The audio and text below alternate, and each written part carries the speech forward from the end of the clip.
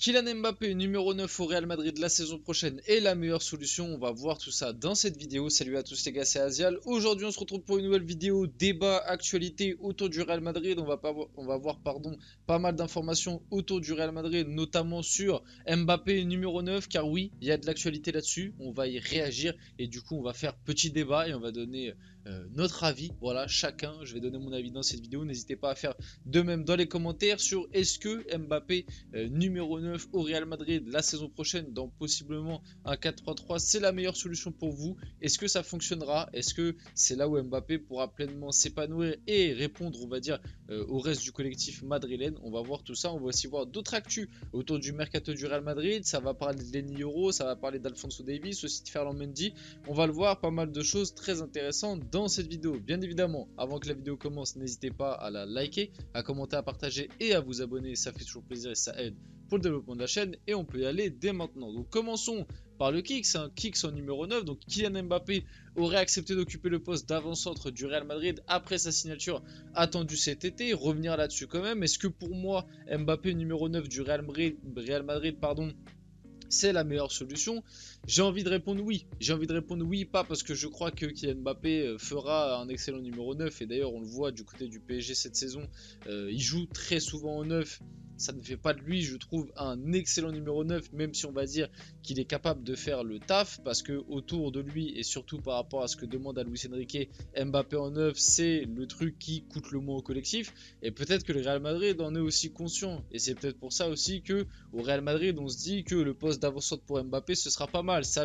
On va dire, ça le délaissera des tâches défensives et ça permettra surtout de garder le côté gauche à Vinicius Junior. Maintenant, si je dois donner un petit peu mon avis sur ce que je pense de la meilleure position d'Mbappé, et je pense que la plupart d'entre vous sont d'accord avec moi là-dessus, c'est que pour moi, là où Mbappé est le meilleur, c'est quand même sur, on va dire, la partie gauche du terrain, pas forcément collé à la ligne, mais on va dire dans cette partie gauche, donc soit collé à la ligne à gauche, donc à ailier gauche, soit dans le demi-espace à gauche. Bref, dans cette partie-là du terrain, c'est là où moi je trouve qu'il est le meilleur et là où il a le plus d'impact, là où il est le plus capable de prendre le jeu à son compte, d'éliminer, de dribbler, de rentrer sur son pied droit pour soit faire sa spéciale, soit enrouler, capable de centrer aussi, parce que on l'oublie souvent quand on parle de Kylian Mbappé, mais c'est quand même un joueur qui a une bonne qualité de passe et de centre, donc c'est un gars qui peut mettre pas mal de caviar quand il y a un 9 justement qui squatte la surface.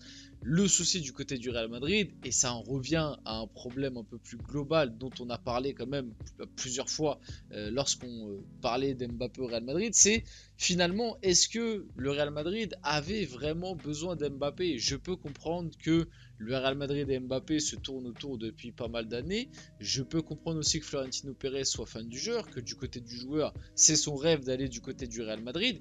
Mais est-ce que finalement, on va dire l'histoire, en tout cas l'histoire comment elle aurait pu être, ne s'est pas loupée en 2022, tu vois? Parce que si Mbappé avait rejoint le Real Madrid en 2022, personne n'aurait dit que Mbappé ne pouvait pas aller à gauche, alors qu'à l'heure actuelle, Vinicius a pris on va dire, une trace tellement énorme dans cette équipe-là que, et comme il y a eu aussi ce refus en 2022, tous les supporters et même au sein de la direction madrilène, t'as l'impression, sont tous unanimes pour se dire que on ne touchera pas à Vinicius et on lui laissera son côté gauche, tu vois. Donc, s'il était venu en 2022, je pense qu'Mbappé aurait eu son côté gauche avec Benzema en pointe et Vinicius qui aurait peut-être été plus replacé à droite. Je pense qu'on aurait eu quelque chose d'un peu dans ce style.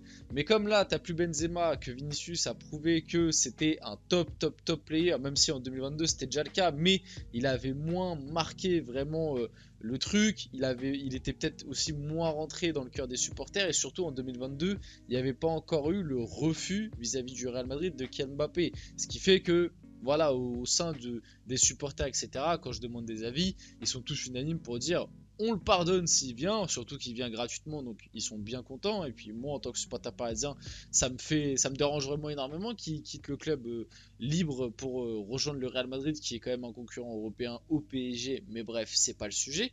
J'en ai déjà fait assez de vidéos par rapport à ça.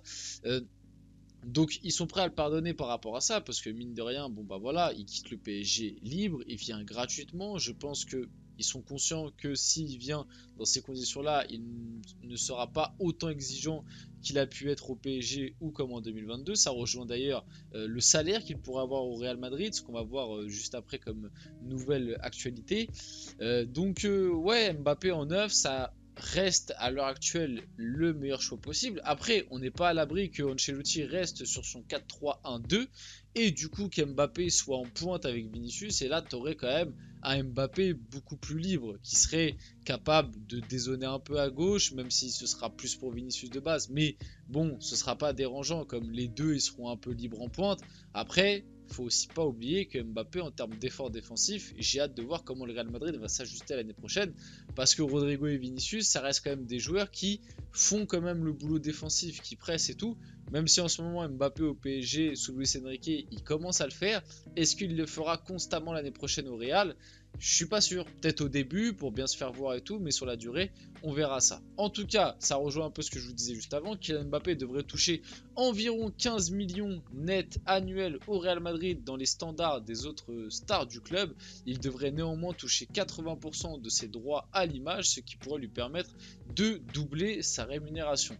Et là où c'est vraiment mais minime par rapport à son contrat avec le PSG, et je pense que du coup du côté de Madrid on se rend bien compte que on peut lui pardonner parce qu'il fait quand même un sacré pas vers nous, et que là s'il vient à Madrid ce sera clairement pas pour la gloire ou l'argent ou je ne sais quoi. Enfin la gloire si, parce que bon tu peux aller chercher des trophées, t'as envie d'écrire ton histoire à Madrid et tout. En tout cas ce sera vraiment pas pour une question d'argent, parce que, et ça me fait mal de dire ça en tant que supporter parisien, mais au PSG, je rappelle les chiffres, c'est 70 millions net annuels qu'il prend. Là, il passe à 15, et au PSG, il a 100% de ses droits à l'image. Là où Real Madrid, il passe à 80. Alors attention par contre, 80% de droits à l'image pour un joueur au Real Madrid, c'est exceptionnel. Pour rappel, normalement au Real Madrid, c'est zéro. Normalement, la plupart des joueurs, quand ils viennent au Real Madrid, c'est 0% de leur droit à l'image, tout revient au club.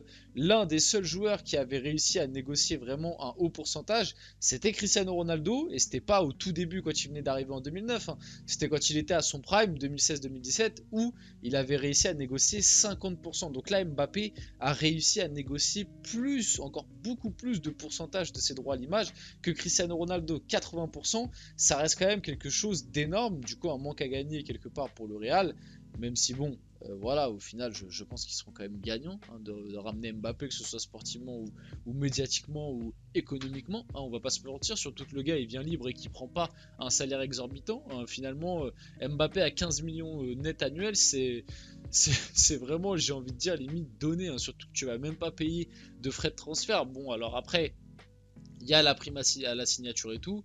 On ne sait pas encore combien le Real va donner, mais si déjà sur le principe du salaire net annuel, on est autour de 15 millions, je vois pas le Real Madrid lui donner une prime de 200 millions à la signature. Ça m'étonnerait fortement.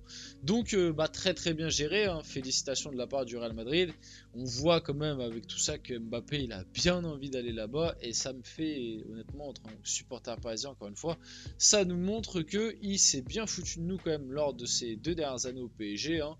Je vais pas remettre des extraits de son interview lorsqu'il a prolongé en 2022, mais ça me fait doucement rire maintenant que tu la revois à l'heure actuelle avec tout le contexte que tu as.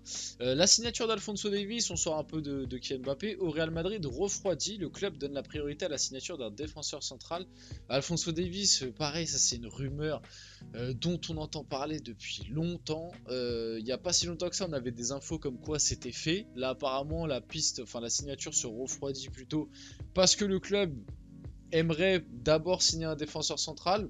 Pourquoi pas? C'est vrai que c'est un chantier où il y a possiblement du monde, surtout qu'on a appris que Nacho allait quitter le club à la fin de l'année gratuitement, hein. Il a quand même fait bien son temps du côté du Real Madrid, et il aura rendu de très très bons services. Maintenant, reste à voir, hein. Je sais que ça permet de.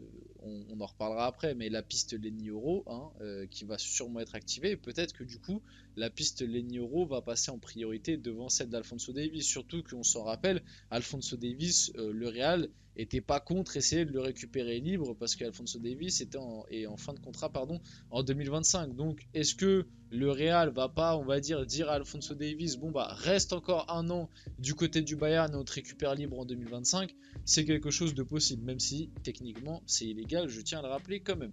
Le Bayern est intéressé par la signature de Ferland Mendy cet été, un échange avec Alphonso Davies est une possibilité. Ça, je vous dis la vérité, j'y crois pas. Pour moi, s'il y a signature d'Alphonso Davies au Real Madrid, ce sera en cash et pas sous forme d'échange. En tout cas, je ne pense pas.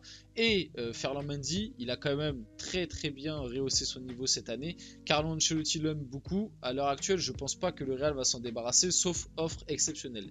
Et pour finir, ça chauffe pour la venue de Lenioro au Real Madrid. Donc ça rejoint un petit peu l'info juste avant, comme quoi le Real aimerait bien boucler d'abord l'arrivée et prioriser l'arrivée d'un défenseur central cet été plutôt que Alphonso Davies, et c'est pour ça que ça refroidit. Et Lenioro est tout le temps cité, et pareil, ça me dérange en tant que Parisien parce que j'aimerais bien le voir au PSG. On va finir la vidéo là-dessus, j'espère que cette vidéo vous a plu. Si c'est le cas, n'hésitez pas à la liker, à commenter, à partager et à vous abonner les gars. C'était Azial, et on se retrouve très rapidement pour une prochaine vidéo.